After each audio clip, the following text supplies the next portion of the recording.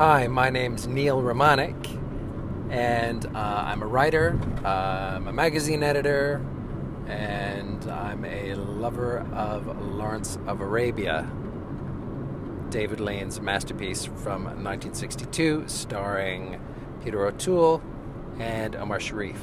It won the Oscar that year for Best Picture, and that movie is going to be showing all month at the Prince Charles Cinema in London in a new 70mm film print. So if you're in London, please go see it. So what I'm going to do is do a talk about Lawrence of Arabia. I'm going to talk about Lawrence of Arabia for the next 31 days. Why? Well, because that movie means a lot to me, and I've been studying that movie for years, for decades. I think it's safe to say I've been studying that movie, watching it, rewatching it, rewatching it, thinking about it, talking to other people about it, and I have a few thoughts about that movie that I would like to share with you. So I have been talking about putting together a lecture or a course specifically about Lawrence of Arabia. And this you could think of as kind of a rough draft of that, where I'm going to be talking about the movie, about its themes, its craft, its symbolism, its history, its implications for the rest of cinema. Without Lawrence of Arabia, you don't get Steven Spielberg. And without Steven Spielberg, modern filmmaking is a very different thing. So there's a lot to discuss, a lot to study in Lawrence of Arabia. It's one of those movies, like many of David Lean's movies, and especially the David Lean-Robert Bolt collaborations, of which there are 3, Lawrence of Arabia, Dr. Zhivago, and Ryan's Daughter. But it is a movie that you can study and get deeper and deeper into, and the more you look at it, the more you see. Lawrence of Arabia is a movie that is always smarter than you, that it's always one step ahead of you, just when you think you've got it figured out, or when you are just about ready to dismiss part of it as being, well, that's just drama.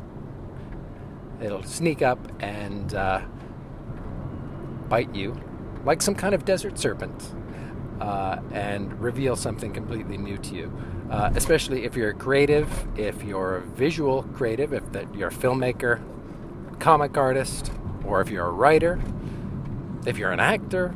Pretty much no matter what you're doing in the arts, Lawrence of Arabia has something that you can learn from, and something that you can use directly in terms of how you think about creativity, how you think about your art, and it's a great inspiration in terms of urging you to go deeper and to think more deeply and to not be afraid of ideas. So I'm going to talk about this for the next 30 days, 31 days. It's the 1st of July, and there are 31 days. 30 days has September, April, June, and November. July's got 31 days. So 31 days, I'm going to be talking about Lawrence of Arabia, and I hope you'll stick with me. It's going to be very personal because I have a lot of personal history with this movie. And so this may be as much for me as it is for you, but I hope it will be a collaborative effort. I'd like to hear from you, and I'd love to hear feedback, comments, questions, and let's get this thing started. So what I first want to talk about, and you'll pardon this, I know you're not supposed to apologize during a podcast about the quality of your sound, but I'm going to do it. So I hope you'll pardon the sound.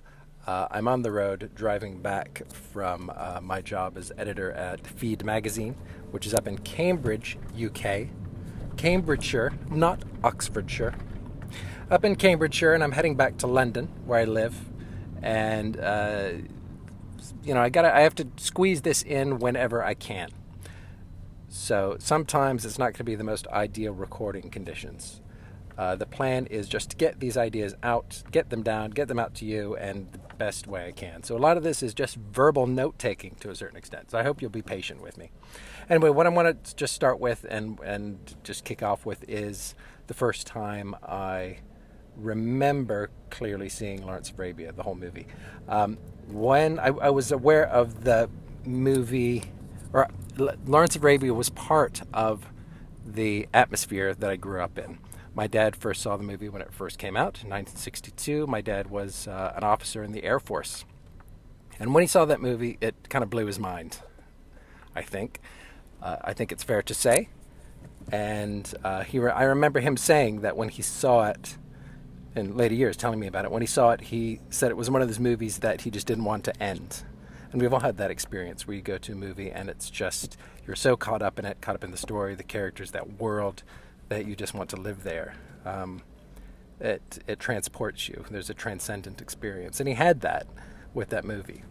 And I remember hearing the music, the soundtrack music, when I was a kid. We had a reel-to-reel tape recorder because it was the 1970s. So in the 1970s, you could have a reel-to-reel that was quarter-inch magnetic tape.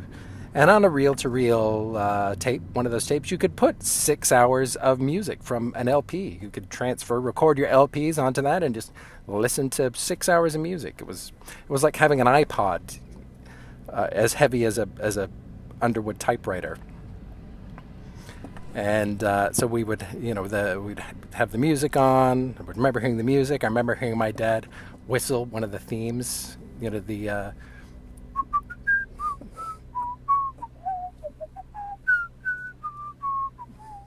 I remember my dad just whistling that around the house. So I was immersed in Lawrence of Arabia before I'd even seen Lawrence of Arabia. I have a vague sense of having seen it, maybe on TV,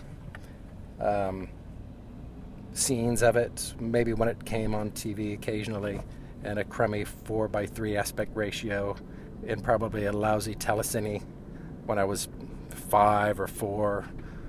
When you were a kid back then, you had to wait for movies to come on TV. There was no removable media. There were no DVDs. There was no streaming, obviously. There was nothing on demand. There was no such thing as media on demand anywhere. So you had to wait. And when something came on that you wanted to see, you pounced on it. If there was that James Bond movie on a Sunday night, you made sure you were there to see it. Or if the Ten Commandments was going to be on at 7:30 on a Sunday, you'd circle it in the TV guide and make sure the whole family was there to watch it, commercials and all. So I would have seen bits and pieces of it. But my first actual watching the movie, beginning to end, was at the Victory Theater in Dayton, Ohio. I grew up in Kettering, Ohio, which is a suburb of Dayton. And the Victory Theater, which was a beautiful old theater in downtown Dayton, was doing screenings of classic movies. And they had, I don't know what else they showed, but I know they showed Citizen Kane. And I remember we went to see Citizen Kane. I was pretty young. I guess I might have been about 8 years old when this happened. I remember being taken to see Citizen Kane and really being bowled over by it, and not understanding everything about it, but really thinking there's something very serious going on here. there's some very serious magic going on with this movie. I remember Orson Welles very clearly, that the scene of Orson Welles shouting down the stairs, "Don't worry about me, Geddes. I'm Charles Foster Kane." Just that moment just really, embedded itself in my head as an 8-year-old or whenever I saw it. And during that same time, they also showed Lawrence of Arabia, and we went to see it. And I remember moments, and I don't know that I understood the whole movie. I certainly didn't understand the movie, because even now it's sometimes hard to understand the movie. But I remember moments. I remembered Faraj, who's one of the boys who Lawrence befriends. And spoiler alert, there are going to be spoilers, so we're professionals. That's the way it is. Deal with it. When Faraj dies in the quicksand, that really hit me, because when you're a kid, you're terrified of quicksand. That's one of the things you really have to worry about as a kid, is quicksand. And as you jump from your couch to your chair, because the carpet is all quicksand and you could sink down there. Quicksand you're obsessed with quicksand. as a kid. I guess most kids are. I wasn't anyway.